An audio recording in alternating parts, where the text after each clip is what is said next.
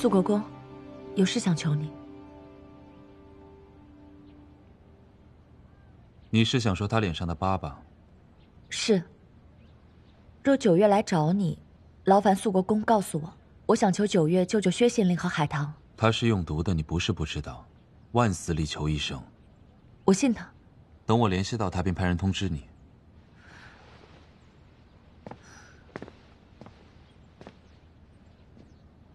肃国公，请啊。你知道如何才能真正的保护一个人吗？不要一味的将你想保护的人推离你身边，将他留在你身边，留在你目光所及之处。你是这样做的吗？我不需要。肃国公还真是改不了偷听别人说话的坏毛病啊。是你自己说话的声音太大了。这么说，倒成了我的错了。知错就好。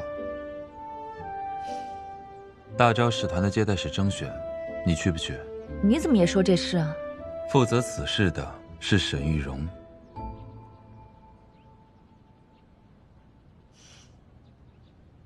肃国公，你先前给我讲过东海皇宫的故事，今天我给你讲一个美人归的故事。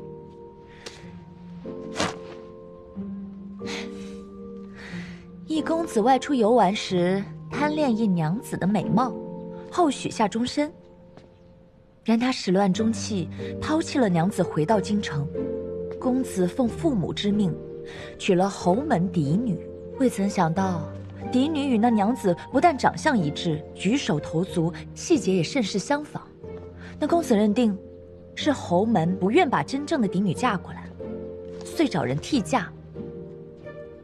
恰替嫁之人正是被抛弃的娘子。婚后的无时无刻，公子不再想着验证自己的猜测。最终，你猜怎么着了？他将那嫡女杀了。肃国公怎么那么喜欢打打杀杀的戏码？难不成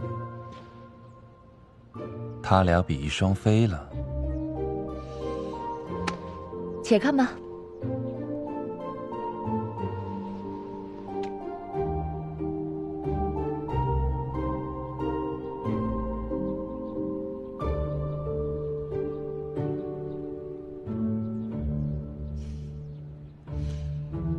这出戏我会好好演给肃国公看。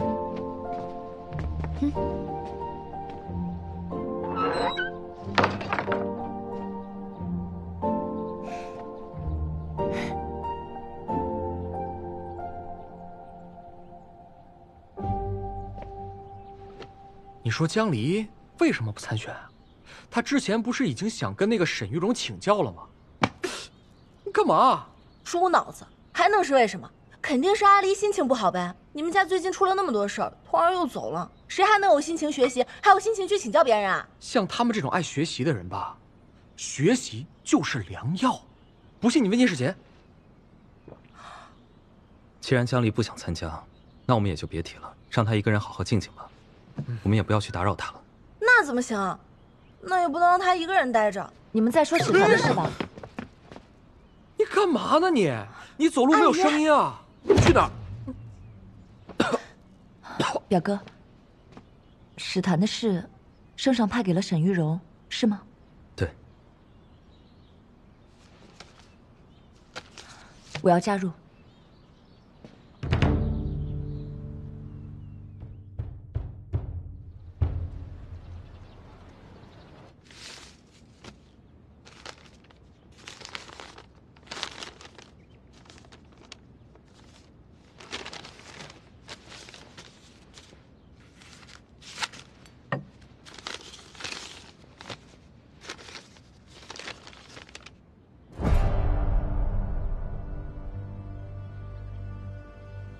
哥，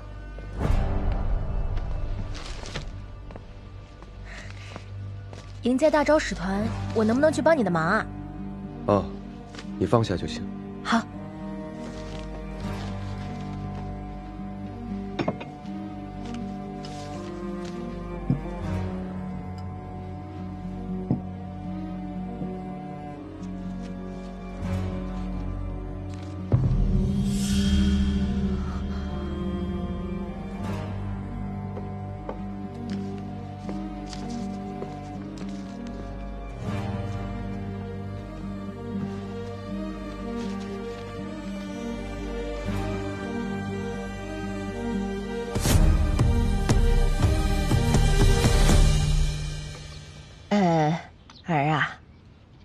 最近大招使团的事情忙得如何啊？还行。我听你妹说，明义堂不少人递交了那个自荐名帖，那个江二娘子是不是也递交了？哎，听娘一句劝，咱们现在沈家能吃上这样丰盛的食物，还有过上这样的好日子，靠的全是长公主。你做任何事之前必须谨记，千万别惹长公主生气，你听见没？长公主，长公主，每日3句不离长公主，我们沈家难道是长公主的狗吗？你说的什么话？你们认为现在拥有的一切都是长公主的施舍，那我这些年为朝堂、为圣上的付出又如何说？我们沈家每日的吃穿用度都是我素心燕妹换来的俸禄，不是长公主赏的。母亲也是关心你，怕你行差踏错，怕你又掉下去啊。你们日日夜夜如此提醒我，我怎么敢行差踏错呢？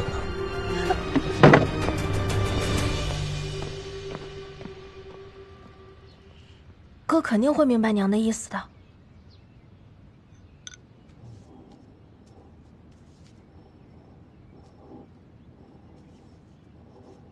接待使征选的结果出来了，叶师姐，我和柳絮的名帖也都批复了回来，咱们4个又可以在一起了。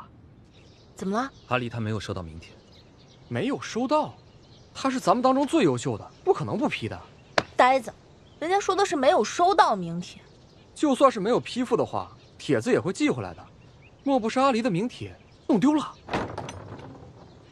不会丢的。想来沈学士还在抉择。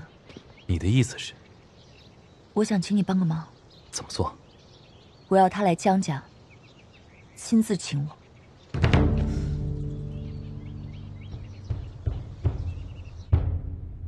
陛下，礼待大招使团日程，臣已安排完毕。具体事项，臣已请户部员外郎叶世杰草拟成册，还请陛下阅览。那臣先行告退。好，陛下，臣斗胆提议。江二娘子擅奏芳菲落尽梨花白，此曲早已名动南北。若江二娘子入选接待团，在会盟大宴上为大招使团演奏一曲，定能技惊四座，令大招使团尽兴而归。朕倒是听绵居提过几次，他一直对江离的芳菲落尽梨花白赞不绝口。之前在宫宴的时候，朕本想让他来演奏一次，只可惜朕有政务在身，早早离开了。岁事之时，沈清在场，你觉得如何？回陛下，确为极好的乐曲。此次会盟宴的接待使中没有江二娘子，是她没有头帖自荐吗？江二娘子的确递交了名帖，只是臣以为江家发生了那样的事情，就暂为批复。沈清也觉得江二娘子身上有邪罪。江家的事朕已知晓，所谓怪力乱神，不可做正大光明而论。沈清狭隘了。臣惭愧。叶员外，我这就将江二娘子的名帖批复，你与她是表亲，就由你代为转递吧。沈学士，此乃公事，我代为传报，恐是不好。更何况先前你不曾批复她的名帖，恐江二娘子误会。沈学士不去，我如何解释明白？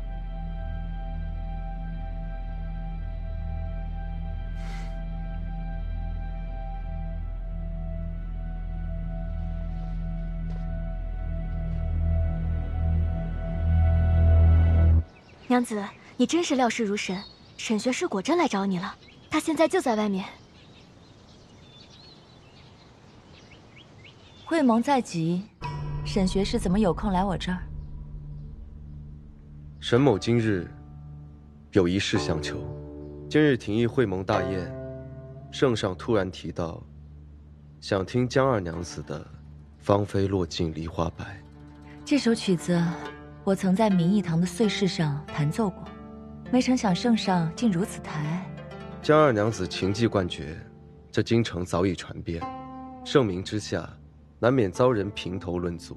江二娘子藏风为宜，芳菲落尽梨花白曲风哀婉，如今大招使团来我地会盟，演奏此曲有所不宜，所以我想恳请江二娘子上奏圣上，辞掉此事。动之以情，晓之以理，不明就里的人当真以为沈学士为江离用心之至，记得深远。沈某只是觉得江二娘子深明事理，这才前来求助相扰。若是江二娘子不愿意，沈某自会禀明圣上，向圣上请辞。今日多有叨扰，先告辞。沈学士，你在害怕什么？江二娘子此言何意？沈学士若是不愿我入选接待使，大可以驳回我的名帖。可你既没有驳回，也没有批复，你犹豫了。我在犹豫什么？你理应清楚，毕竟你的意图太过明显。我的意图？沈学士是不是误会什么了？你瞒得了别人，瞒不了我。沈学士啊，沈学士，我该说你是愚蠢呢，还是自作多情呢？看来沈学士依旧是将我当作你的故人了。你既然如此笃定，那为何当初要在御前跟长公主唱反调呢？其实你心里应当最清楚，我是当朝中书令太师千金江离，并非你那声名狼藉的亡妻。就算我和她当真长得相似，又能如何？既然如此，你为何非要进我所管的接待团？我身边的丫鬟为了护我而死，我和她亲如姐妹，我难过，我伤心，我多日无法自拔，我就想在那高朋满座的会盟大会上热闹一场，有错吗？若是沈学士执意要驳回我的名帖，还请你不要将你对亡妻的情愫施加在我身上，而是重新找一个让人心服口服的理由，否则旁人看来会觉得你问心有愧。你该走了，沈学士。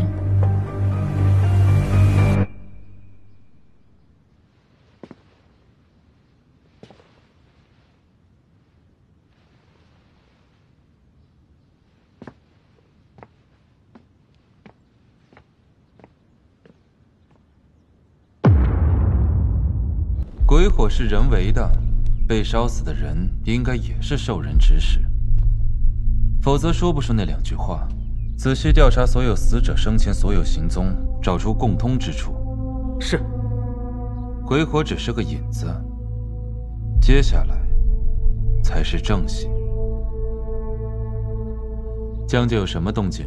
明日是江家祭祖的日子，别的倒没什么大事。楚君是担心江二娘子那边会受到牵连，要不我去跟一跟。回来。谁让你去了？把心思放在正事上。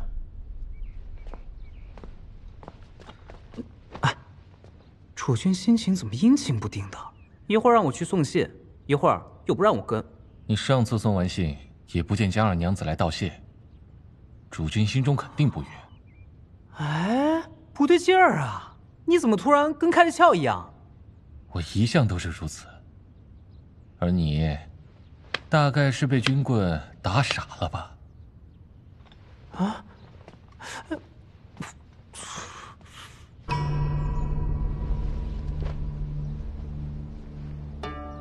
将是我祖，为我家人，48节，不断香烟。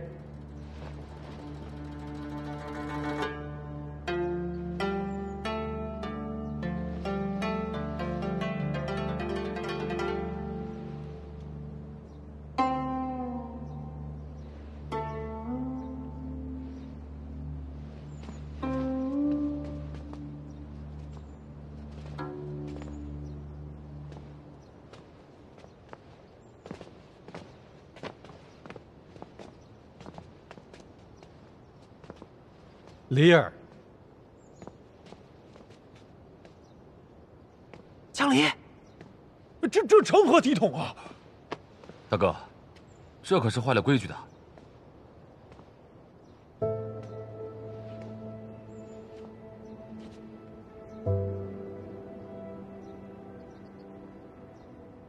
叶夫人，想来你也和江离团聚了吧？请夫人放心，我承蒙其照顾，定会帮他讨回公道。离儿，咱们内眷是不能祭拜的，你这坏了规矩，赶快下来呀！对呀，夫君，是我这个做母亲的没有跟他说清。父亲，离儿好久没有见娘了，还请恕女儿无礼之请。离儿，长辈说的话你没有听见吗？在家里由着你随性出阁也就罢了，现在在全家人，在列祖列宗面前，请你收收你的性子。我想给我娘磕个头，还望母亲成全。看来你今天是非要坏这个规矩了。我只是行礼。江离，罢了，就让他祭拜一回吧。这可是祖宗留下的规矩，这要是破了规矩，是会给家里带来祸事的呀。夫君，这规矩总要有人讲。你们不想当坏人，那我来当。夫人，江离，起来，起来，起来！哎，成何体统？起来，起来，别拜了，放手！起来！你不要吵我的院儿！你不要吵我的院儿！不要吵我的院儿！滚！滚！滚啊！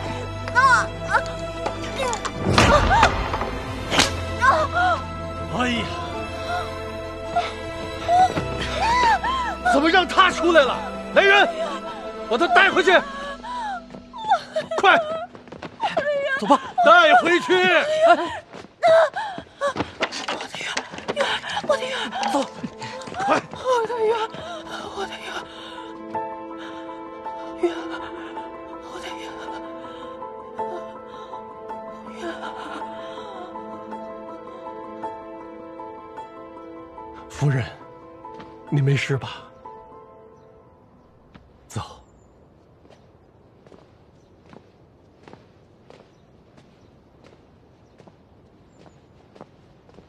回吧。看着。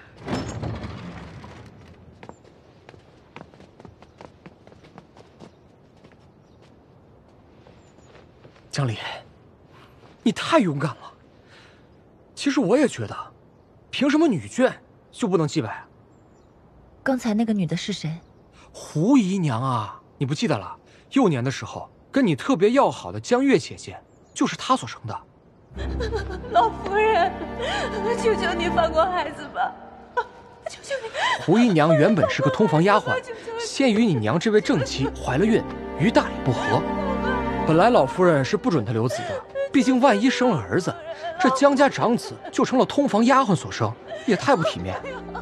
可你娘心善，把她和腹内的孩子都保了下来。求求你看在孩子的份上，饶了他吧。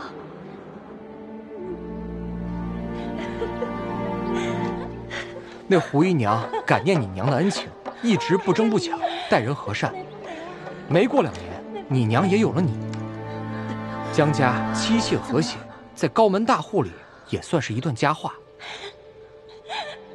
那后来呢？自从你娘去世以后，江家的一切就都变了。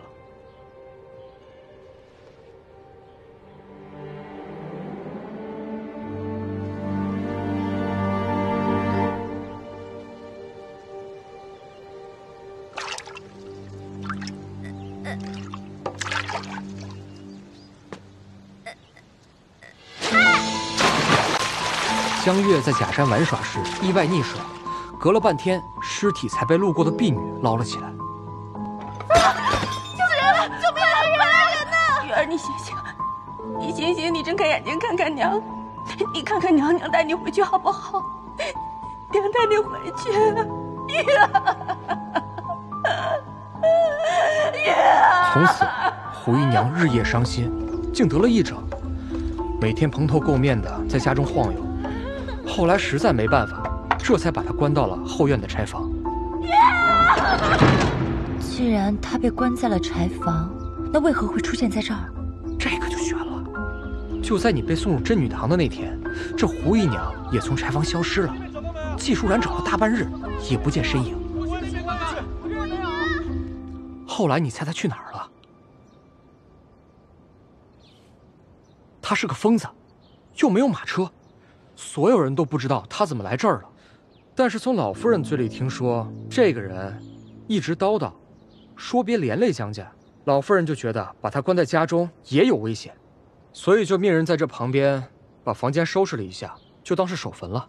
看来这个胡姨娘也是个苦命的人。那既然她跟我母亲这么要好，我以后也应该经常来看看她。不行，她是个疯子，会打人的，而且你再来被别人看见怎么办？会说闲话的。无妨，以后会有机会的。行吧。童儿，你有没有觉得那个胡姨娘有些奇怪？奇怪？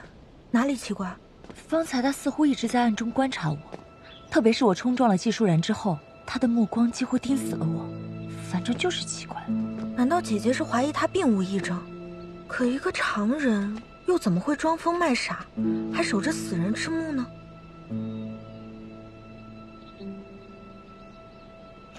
走吧。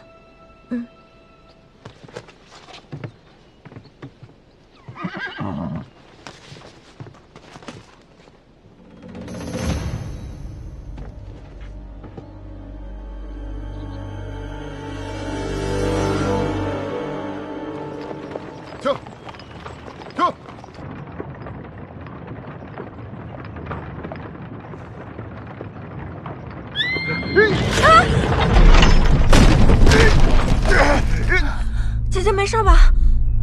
我没事。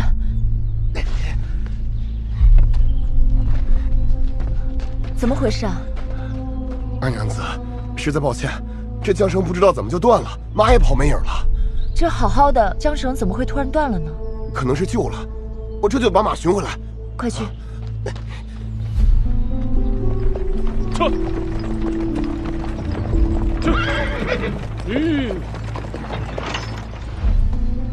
你们什么情况？三妹，我的马跑了。真是晦气。青花，你和他的丫鬟留在这儿，你坐我车先走。是。怎么，是想晚点回去，然后在父亲和祖母面前装可怜告状吗？你那张嘴惯来厉害，我可不想等回去后，你又污蔑说是我娘弄坏你马车陷害你。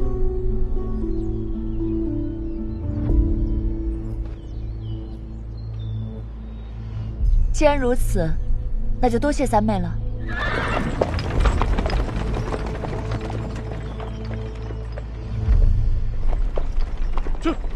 你应该知晓我要被嫁入齐家的事了吧？听说了。你一手毁了我和周彦邦的婚约，你现在肯定幸灾乐祸吧？他本就不是你的良人，你懂什么？事已至此，你对我可有半分悔意？若我没记错的话，是你和季舒然意图陷害我在先吧？那还不是因为你一回来就处处针对我们母女。若你当初能够安安分分留在真女堂，就不会有我后面所遭遇的一切。我还是江家唯一的嫡女，这一切都是你的错，都怪你。你说是我夺走了你的一切，你可曾想过，你所拥有的一切是从谁的手中夺走的？你可知我在真女堂过着怎样的日子？你在真女堂过得如何，与我何干？手给我。痛吗？我问你痛不痛？我在真女堂所承受的痛苦是此痛的1000倍、10000倍。我8岁的时候，当真是我害你母亲受的伤吗？他们设计令我蒙冤去了真女堂，怎么还不允许我为了自证清白回来？我对你并无偏见，亦无旧恨。当年我们都还年幼，我相信让我在真女堂待了这么多年亦不是你的主意。如今我回来，我只是要拿回原本就属于江离的东西，仅此而已。若你执意认为你所拥有的一切是我夺走的，而处处对我紧逼，我只能告诉你，愚蠢。你说什么？再说一遍。有什么不敢说的？江若瑶，你在深宅大院里面待傻了吧？你身为江家的嫡娘子，为了周家那样一个废人，你把姐妹情砸得稀碎，你自己细细的想一下，你不后悔？如今我骂你愚蠢，都是说得清的。你别以为你在我面前高谈阔论，我就会听你的。不管怎样，你欠我的还未清，你要为你做的事付出代价。什么代价？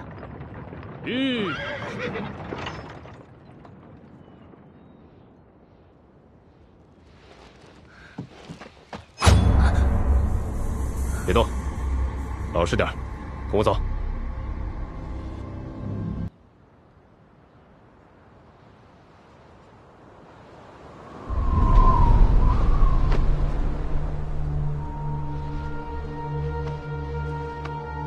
你是想说，为了我除掉江月和江离吗？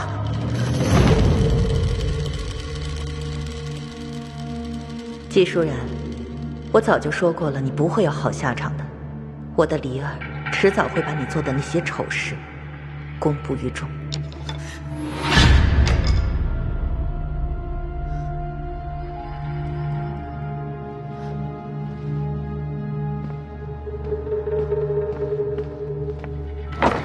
我可以帮你除掉江离，就看你愿不愿意了。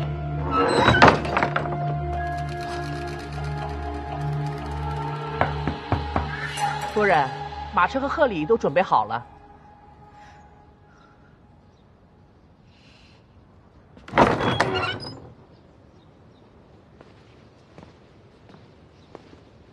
夫人，若是为难，也不必勉强。有些事，既然选择了，就要走到底。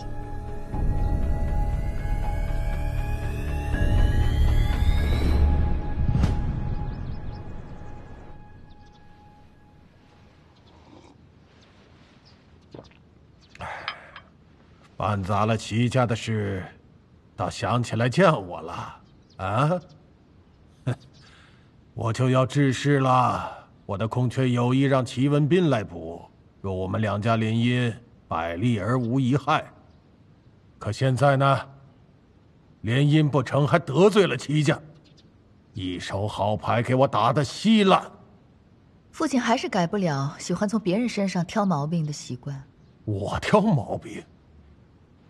季家就属你最不省心，当年为你挑了那么多富贵之路你不走，偏偏要与那穷画师私奔。若不是我将你找回，你能有今天？不感恩戴德，还敢质疑我？哼！再敢接近我女儿，我就让你死无葬身之地。都是我的错，你饶了他吧。记住他的下场。今后，你若再敢违抗我的命令，你爱一个，我毁一个。若不这样，你还能成现在的相国夫人？父亲难道忘记我是怎么成为相国夫人的吗？当年，你可是要把我卖给一个憨傻公子。你说，忍一忍，嫁个傻的，过几年生个一儿半女。就掌控了整个侯府，到时候荣华富贵享用不尽。你说这不比嫁一个一无所有的画师强？我跪着求你说不要嫁给他。你说除非找到一个门第比他好的，否则就让我嫁过去。你不是找到更好的了吗？舒然，辛苦你了。每天还要来陪我这个病秧子，你我情同姐妹，我一定会陪你，直到你康复的。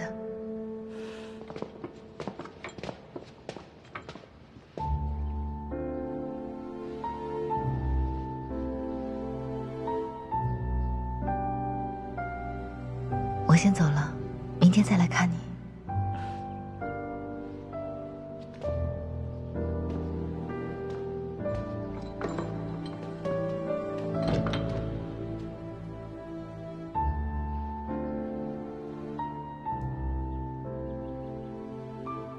江相国请放心，夫人的身子已经在好转了。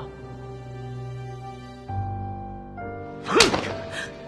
你不同意我给你安排的婚事，又嫁不到江家，你还能干啥？珍珍如今已经好转，这又岂是我能预料的？病情本就是反反复复，倘若使些手段让她的病情恶化，你不就可以嫁进江家了吗？那怎么行？现在你就2个选择，要么去嫁给那憨傻公子，要么使点手段，成为江元柏的正妻。我想你应该知道怎么选。是你一步一步把我变成今天这个样子，我是应该要感谢你啊，父亲，让我继承了你的恶毒，让我遇事总想害人，最终让我四面受敌。你的问题啊，恰恰是不够恶毒，不够狠。原以为你弄死江元柏的原配，算你有点长进了。结果后来让你弄死那姨娘，你说没所谓；让你弄死江离，你说掀不起风了。如今他们都开始祸害你了，你可舒坦啦？你说的对，我是不够恶毒，所以我现在想明白了，我就应该更恶毒一些。凭什么所有的后果都要我来承受？你什么意思？爹，这茶喝着不觉得困吗？父亲，上好的茶，你品品。你想干什么？柳文才回来了，回来帮爹教我心狠了。什么？他说，他可以帮我除掉江离，但是他要我先帮他把他的仇报了。当年你爹险些将我打死，并废了我的手指，让我永远都拿不起画笔。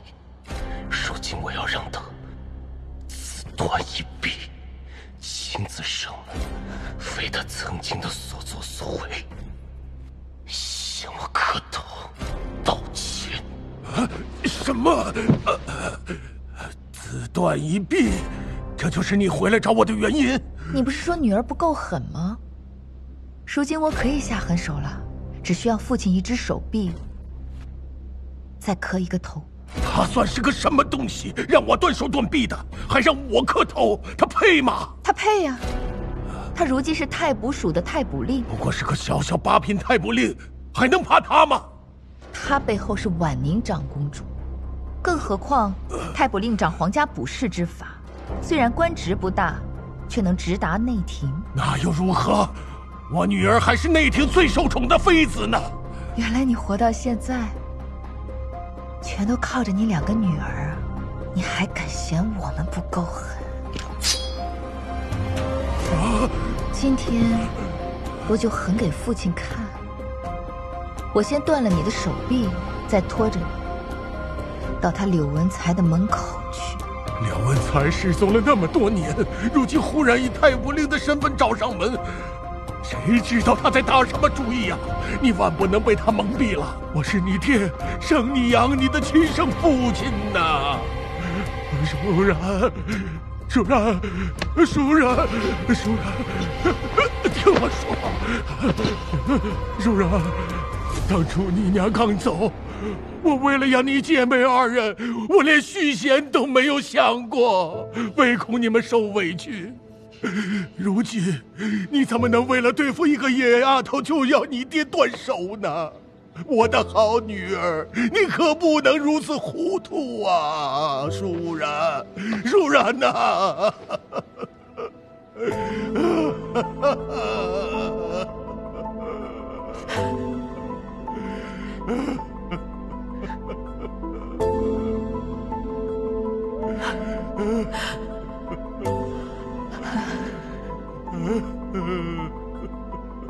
看来我又要让爹失望了。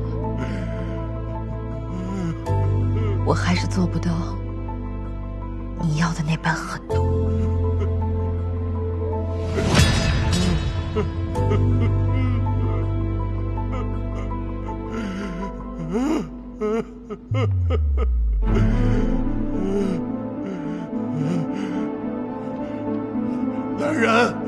来人呐！就快到了。真是个疯婆娘！你说你总是守着这些东西干什么呀？给我，扔了就扔了。不要，给我！我的鱼儿，你把它给我！给我！赶紧给我！要这有什么用啊？把它扔了！给我！不要动这些死人的东西！这是晦气！不要！赶紧给我！不要抢我的鱼儿！天天拿着这些死人的东西！平日里，你就是这么对待主人的吗？二娘子，你还知道江宅的规矩啊？二娘子误会了，方才姨娘是议政犯了，奴婢这才忙去制止。再让我知道你这么对待主人，就把你送回江宅，在老夫人面前好好的夸夸你。二娘子恕罪，奴婢知错了，还不快将你家主人扶进屋内？是。姨娘，姨娘，姨娘，咱们走。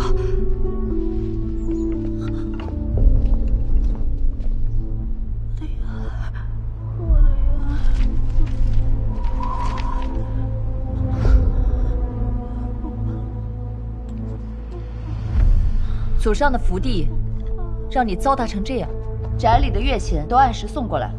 这大冬天的，炭火也不起，这窗户纸破了也不糊，我该问你要个账来看看。有的，只是姨娘觉得并不冷，这才没用得上炭火。我给胡姨娘带了些补品，童儿，你让她学学如何伺候主人。是。走吧。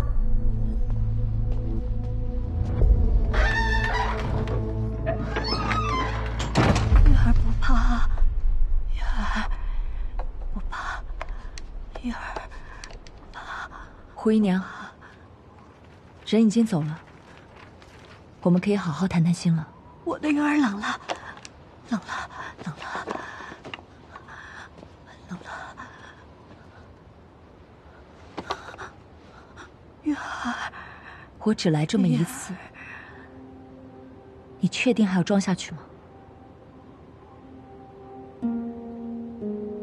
你来找我做什么？不会是来叙旧的吧？我想听一听你和月儿姐姐的故事。你都知道了什么？你如此反问我，当年月儿姐姐的死因，果真另有隐情。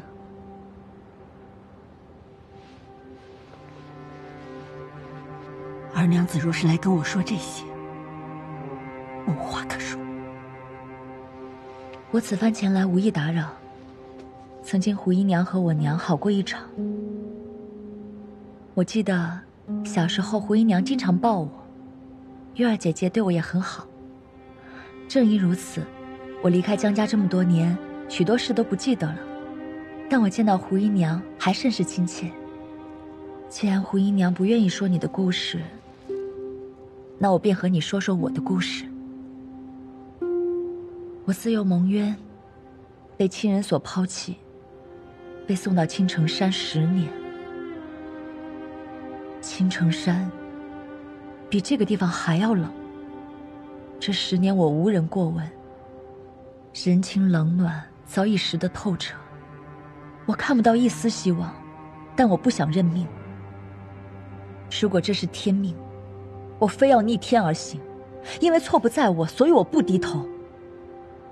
凭什么那些作恶之人，他们可以高高在上，而受害之人却要低眉顺眼，谢一个不杀之恩？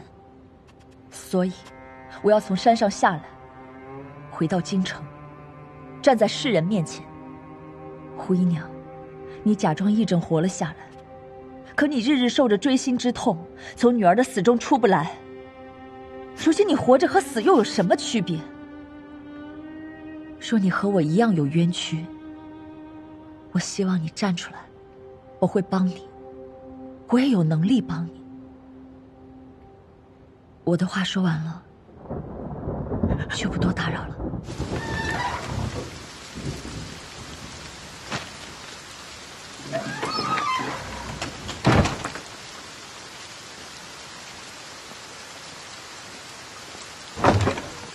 我的月儿是被杀害的。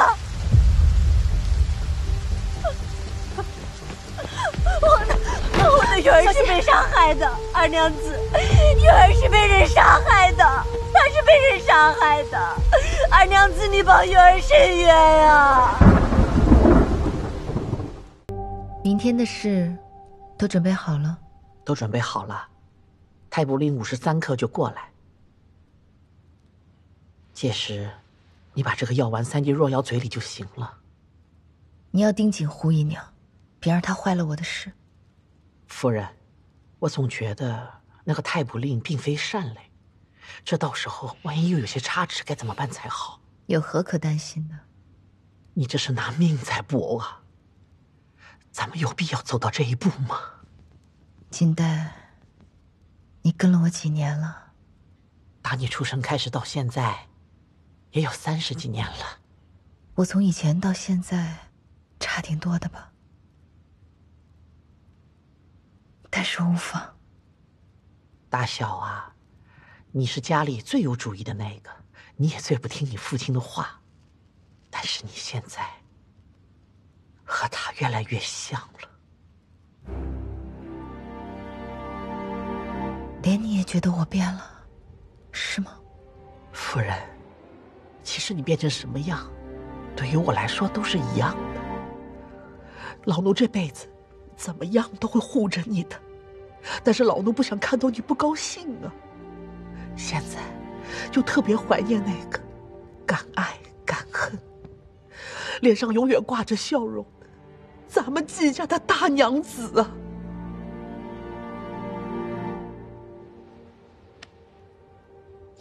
等除掉了江离，一切都会变好的。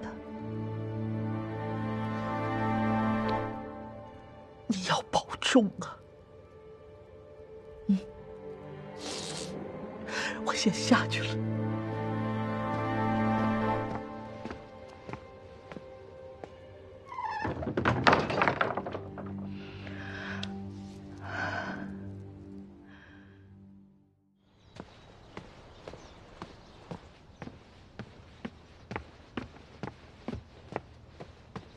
姐姐，苏国公找的人已经到了，我给他换上仆婢的衣服，他正和白雪在一起呢。你记得叮嘱他，今日跟在我身边。不要太近，也不要太远。好。今日之事应该会闹得不小，我也没空顾着你，你自己找个安全的地儿。姐姐放心吧，我身手可灵敏着。过来。此事一了，你可有什么打算？其实我挺俗气的，就只想过锦衣玉食的生活，像以前在真女堂吃不饱穿不暖的日子，不想再过了。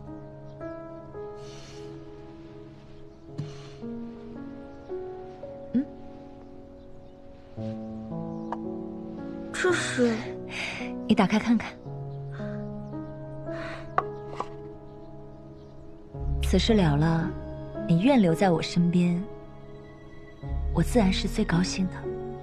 如今你已经识得一些字了，若是哪一天想出去看看，在陆阳给你置一座宅子，你试着做一些小买卖，自给自足。若是童儿哪天想嫁人了，就找个好人家嫁；若是不想嫁人，也算是锦衣玉食，称心如意了。何德何能？童儿，我早就把你当成我亲妹妹了，以后不许这么说了。姐姐，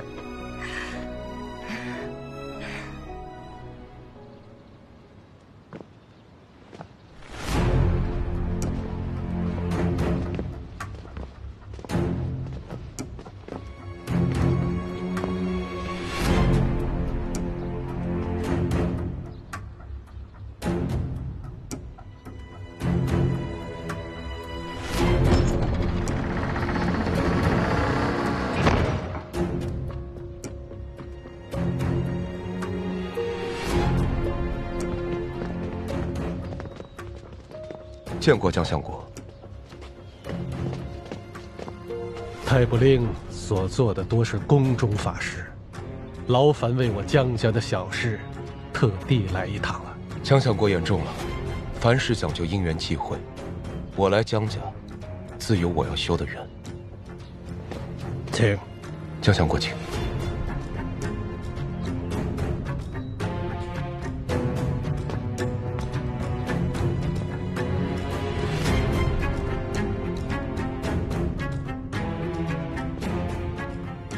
这便是江三娘子。是。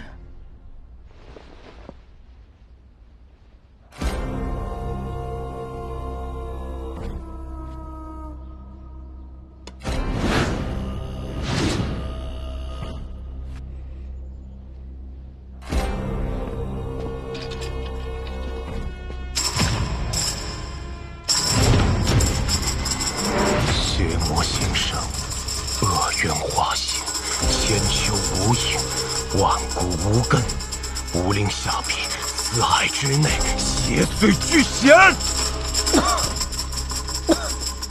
瑶儿，瑶儿，瑶儿，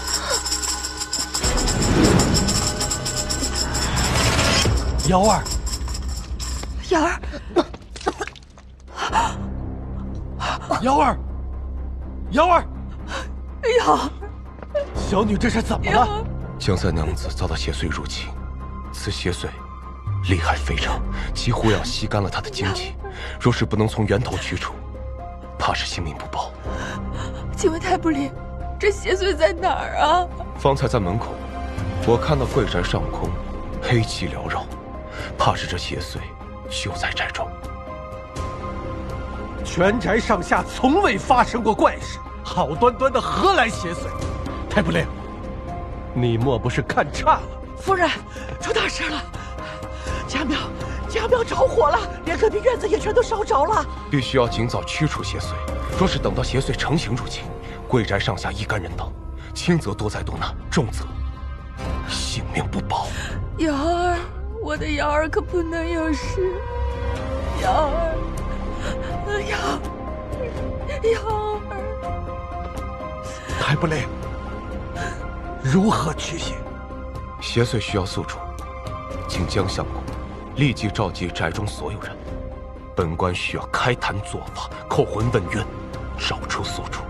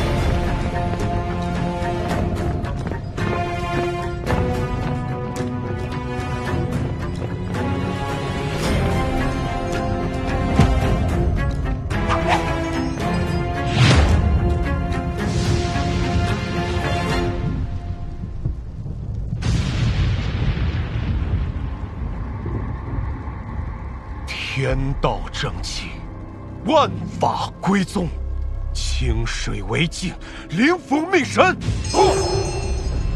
降邪伏损，复现真身，魑魅魍魉，顿无忌形。魑魅魍魉，我看像是变戏法。别多嘴，本来就是。我也觉得像。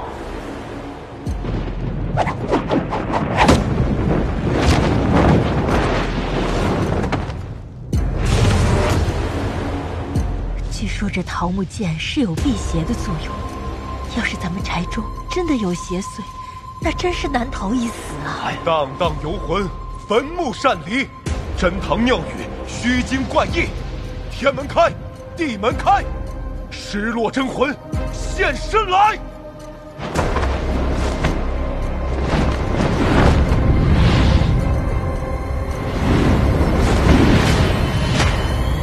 娘子，克里。太不令，这是何意？江相国，宅中这位娘子，便是邪祟的宿主了。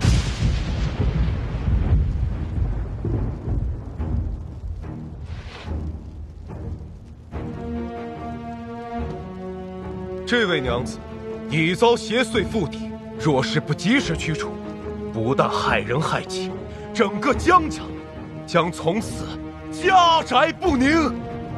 你胡说！我们家娘子身上怎么可能会有邪祟？你分明是血口喷人！你胡说八道什么呢？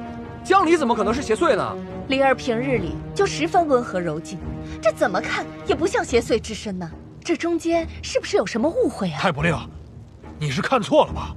江离身上不可能有邪祟。是啊，太不令，离儿先前在青城山的真女堂住了10年，这真女堂乃是纯净之地，怎么会有邪物呢？夫人此言差矣。山中树高草深，最是阴湿之地，极易附着邪祟，继而引发心魔。既然这位娘子之前在真女堂中住过，邪祟傍身而随，回来之后日渐清醒，恐怕这其中的缘故就在那青城山上。好话坏话都让你给说了，再说我们凭什么相信你啊？你长了一张嘴说了出来，我们还非信不行了。客气点儿，本来就是。不好意思啊，太不令，我们也是不懂。不过这离儿可是我们江家知识懂礼的小辈，还请你斟酌明白了再定论。被邪祟附体之人，通常性情大变。请问这位娘子，回来之后，是否性情与从前大不一样？哎呦，可不是嘛！二娘子回来之后，这性格和脾性啊，和以前完全不一样，这仿佛就是判若两人。是真的呀！我只是可怜那个在真女堂住了10年的江二娘子，好不容易修行结束要回江家了，却遭某人残忍杀害，就连江二娘子的亲生父亲钟书令，恐怕也被蒙在鼓里了吧。太不令说的没错，人的性情短期确实不能发生翻天覆地的变化，可离儿离家去真女堂，不是1天2天，不是1月2月，是10年。10年的时间不能称之为短吧？说是之前在真女堂，柳夫人没有遇见离儿，离儿如今还在真女堂罚跪，1天1夜滴水未沾，这是真女堂的常态。吃不饱，穿不暖，动辄就会挨打，还不能开口求饶，如此循环往复。即使再尊贵娇柔的娘子，再天真烂漫的孩子，这性情同以往也大不相同了吧？至于方才说的习惯，父亲，离儿从小喜欢吃荤腥，喜欢柔软的被子，就连衣上的料子也偏爱艳丽的。可离儿在真女堂这么多年，铺床的被子只有1床，用久了也只剩下棉渣。